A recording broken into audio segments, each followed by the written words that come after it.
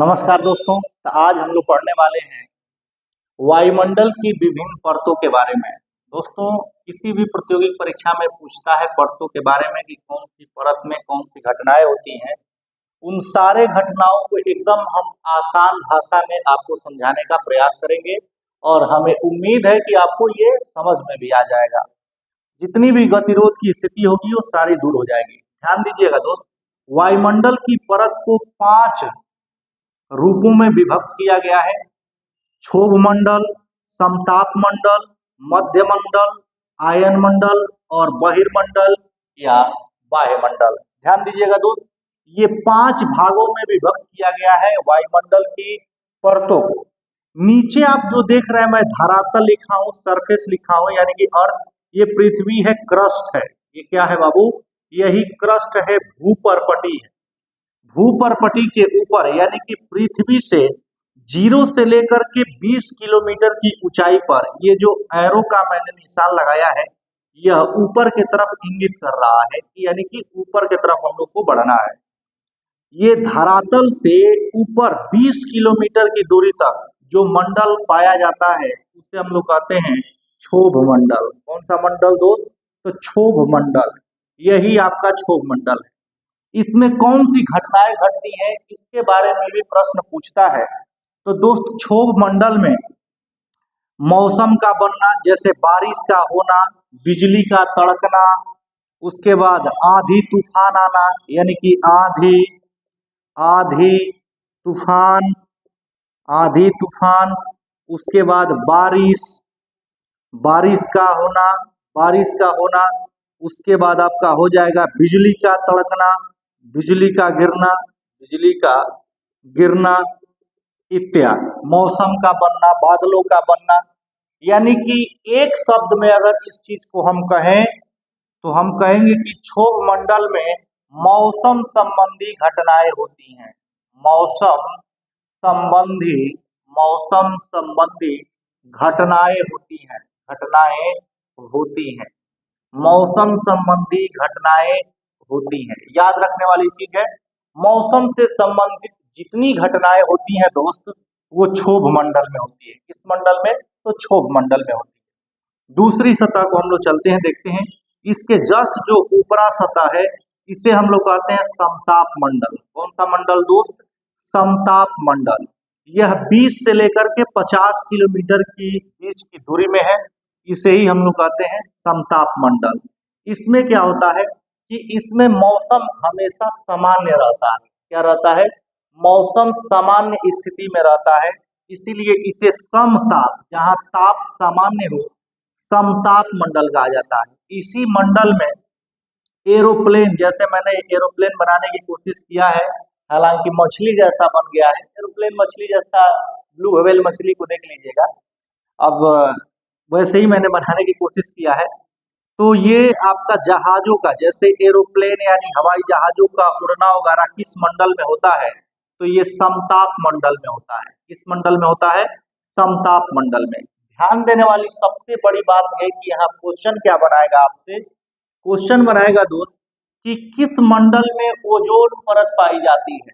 आपसे पूछ सकता है कि किस मंडल में ओजोन परत पाई जाती है। तो दोस्त, ये 10 किलोमीटर की मोटाई है ओजोन परत की। 10 किलोमीटर। इसी समताप मंडल में ओजोन परत पाई जाती है। ओजोन परत पाई जाती है, जो हमें अल्ट्रावायलेट किरणों से बचाती है, परावैंगनी किरणों से बचाती है। तो मैंने ये जो ऐसे मार्किंग किया हुआ है, इससे आप समझ सकते हैं कि किसमें ओजोन परत पाई जाती है। तो समताप मंडल में ओजोन परत पाई जाती है। इसकी मोटाई लगभग 10 किलोमीटर के करीब है। अब आगे बढ़ते हैं। 50 किलोमीटर से लेकर के 80 किलोमीटर की ऊंचाई तक मध्य मंडल पाया जाता है। कौन सा मंडल पाया जाता है दोस्त? तो मध्य मंडल पाया जाता है। इसमें क्या होता है मध्य मंडल में? तो आप जानते हैं कि ब्रह्मांड की उत्पत्ति के संबंध में बिग बैंग सिद्धांत सबसे सर्वमान्य सिद्धांत है, जिसका प्रतिपादन जॉर्ज लेमेंटर ने किया था। ध्यान देने वाली बात यह है कि जब अंतरिक्ष से कोई पिंड टूटता है, अंतरिक्ष से ऊपर से जब कोई पिंड टूटता है, तो वह तीव्र गति से नीचे की तरफ आता है।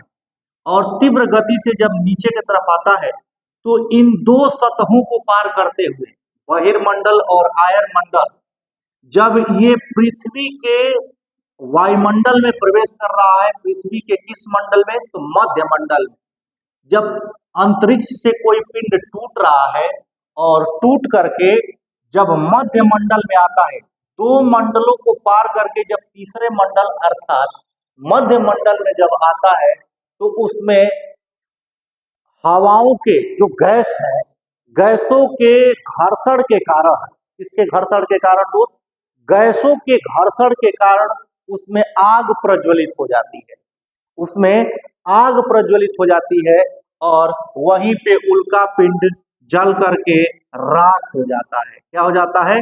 जल करके राख हो जाता है। ध्यान देने वाली बात यह है, यहाँ से दो फैक्ट निकलता है कि अगर अंतरिक्ष से कोई पिंड टूट रहा है और वो आयन मंडल में गैसों के घर्षण से आग प्रज्वलित होता है और वो जल करके राख हो जाता है, तो उसे हम लोग कहते हैं उल्कास्म। क्या कहते हैं? उल्कास्म। यानी कि जो पिंड जल करके खत्म हो गया उसे हम लोग कहेंगे उल्कास्म, और जो जला नहीं, घर्षण होते होते पृथ्वी के धरातल पे आ गिरता है, उसे ही हम लोग कहते हैं उल्का पिंड। क्या कहते हैं दोस्त? उल्का पिंड कहते हैं, जो अनेक झीलों का निर्माण करता है। जहां गिरता है तहां गड्ढा बना देता है और बारिश का पानी जब एकत्रित होता है उसे ही हम लोग क्या कहते हैं? झील कहते हैं। अब ध्यान से समझिएगा दोस्त, तो पूछ सकता है कि उल्का पिंड जैसी घटनाएं किस मंडल में होती है, तो ये मध्य मंडल में होती है। किस मंडल में? मध्य मंडल में। ऊपर आगे बढ़ते हैं तो आयन मंडल। कौन सा मंडल? आयन मंडल। ये 80 से लेकर के 600 किलोमीटर के बीच का जो फर्क है, इसे ही हम लोग कहते हैं आयन मंडल या ताप मंडल। क्या कहते हैं दोस्त? ताप मंडल। आयन मंडल कहिए या ताप मंडल कहिए।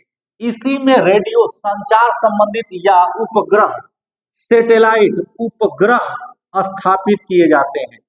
जो उपग्रह होता है इसी में स्थापित किए जाते हैं। आपसे पूछ सकता है कि किस मंडल में उपग्रह अर्थात सैटेलाइट स्थापित किए जाते हैं, तो ये आपका है आयन मंडल। आयन मंडल में ही सैटेलाइट स्थापित किए जाते हैं। अब कहेंगे नहीं सर, मैंने तो सुना था बहिर्मंडल में स्थापित किया जाता है। तो दोस्त ध्यान रखिएगा, इसमें भी स्थापित किया जाता है, लेकिन जानकारी के तौर पे अंतरिक्ष यान और रॉकेट, इससे जानकारी ली जाती है। किससे जानकारी ली जाती है? तो रॉकेट या अंतरिक्ष यान छोड़े जाते हैं, तो कई जगह पे गतिरोध की स्थिति आ जाती है। आराम से आप जानिएगा कि जो भी सैटेलाइट स्थापित किए जाते हैं वो आयन मंडल में स्थापित किए जाते हैं। उम्मीद है दोस्त कि ये वीडियो आपको अच्छी लगी होगी। अगर अच्छी लगी हो तो जरूर लाइक करिएगा, सब्सक्राइब करिएगा और अपने दोस्तों के पास शेयर करिएगा। मिलते हैं अगले वीडियो में, तब तक के लिए नमस्कार।